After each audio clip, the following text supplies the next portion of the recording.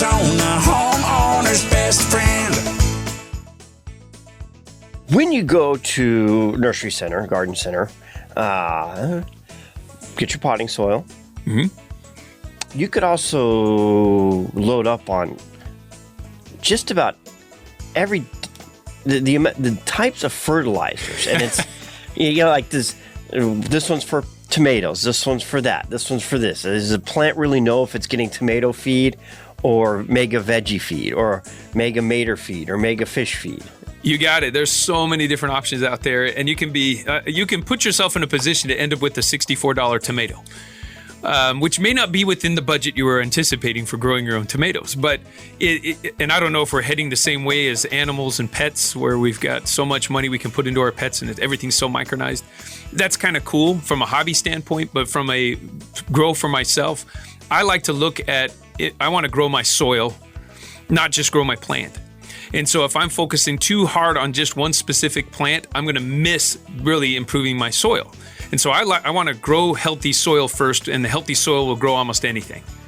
And everybody from the Midwest, they know that already, because they come here from the Midwest to Arizona, and they're like, I think I have to do a little bit more than I did in the Midwest. I can't just put a seed in the ground and it's going to grow amazing and beautiful. And that's accurate, because we have a lot more nutrient deficiencies and challenges, certainly water deficiencies, that we need to directly apply.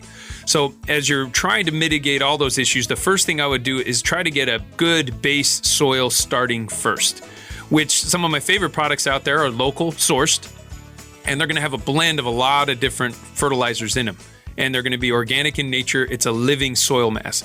One of my best options right now, as I'm looking around the valley, I'm looking at Kellogg Amend, and they've got they got back guano. There's locally sourced recycled plant material. There's a lot of cool stuff that's all mixed and blended into it. There's probably 57 things that are in it to make it all work. But and that's kind of where I start. I mix that into my native soils and get that kind of up and running. Or other products, there's a lot of good ones out there that are more soil conditioners, and that's kind of the key. I look at soil conditioners first if I'm looking to add something before I start going plant by plant. Now, if I've already been planting that thing and I'm seeing it's having some struggle, now I'm going to start looking at the plant specific, like the Tomato Master stuff or all the other things. I'm going to look at that. Other great things out there, locally sourced stuff. Tony's Magic Mix, that's a really good blend of things that is a good additive if you're looking for other options out there. And you can find that at a lot of our retail nurseries, especially the mom and pop retail nurseries out here. They got Tony's Mix. Tony's Mix? Yes. I have not heard. The only Tony's we use is Sacheries. It's in a green can, and it's a Cajun seasoning. Cajun seasoning? Yeah. Well, it's probably not his, but you got that on every countertop in Louisiana next to the Slap Your Mama seasoning. Oh. And but this obviously isn't not the same stuff. Not the same stuff. Tony's, but his is so good, it might be good on some Cajun. I don't know. Could you mix that in the soil, I wonder? The Cajun spice stuff, you probably could. It wouldn't do much but just attract you to eat your dirt, but maybe, I don't know. And say that one more, Tony's what? Tony's Magic Mix. Magic Mix. Yeah. And that's local? Yeah, so he's out of Tucson, and so he comes up, delivers stuff up here on a pretty regular basis. His also has some mycorrhizae, some other living ingredients that help improve root life and vitality and root accessibility to nutrients, which is a kind of a nuanced thing. And that's something I'm finding more and more in some of these mixes is mycorrhizae. And the mycorrhizae creates a symbiotic relationship. It's with the roots of your vegetables and plants, and gives them a further reach for access to water and to nutrients. It's really amazing stuff.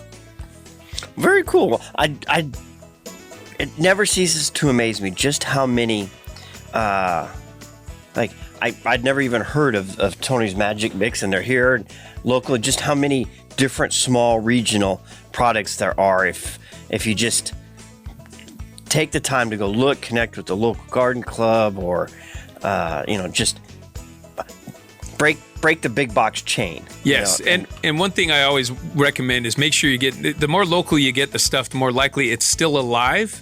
And the living soil and the living additives are actually really beneficial. They take a lot less of it in order to be effective, and they often have a higher potency in terms of its quality for our area.